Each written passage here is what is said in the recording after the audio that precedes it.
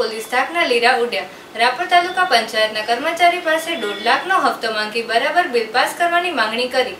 આખરે 3 આરોપીએ કર્મચારીને ઢોરમાર માર્યો હતો। રાપર તાલુકાના ચિત્રોડ ગામે ગઈકાલે સાંજે પાલનપુર તાલુકાના વાસણા ગામના વતની અને હાલ રાપર તાલુકા પંચાયતના ક્વાર્ટર્સમાં રહેતા અને તાલુકા પંચાયત રાપરના કર્મચારી સંજયકુમાર દેવશી ચૌધરી ઉપર 3 શખ્સોએ કોન્ટ્રાક્ટ મળ્યો હોય, જેના કામનું નિરીક્ષણ કરવા માટે બાબતે બોલાચાલી દરમિયાન ઓફિસમાં ગોંધી રાખી ઢોરમાર માર્યાની ફરિયાદ રાપર પોલીસમાં નોંધાતા પોલીસ ધોરણસરની કાર્યવાહી હાથ ધરી છે।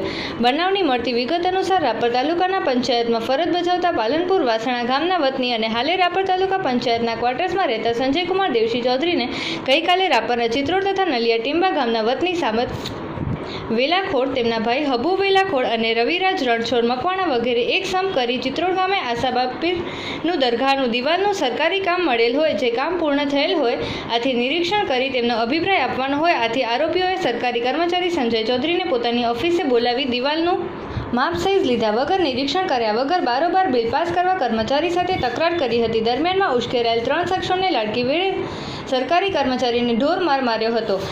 સાથોસાથ દરેક સરકારી કામમાં માસિક 1.5 લાખ રૂપિયાના હપ્તાની માંગણી કરી હતી, જે આપવાને સરકારી કર્મચારીએ ઇનકાર કરતા ફરી ઢોરમાર માર્યો હતો। આ બનાવ અંગે રાપર પોલીસમાં ફરિયાદ થતાં પોલીસે તપાસ હાથ ધરી છે।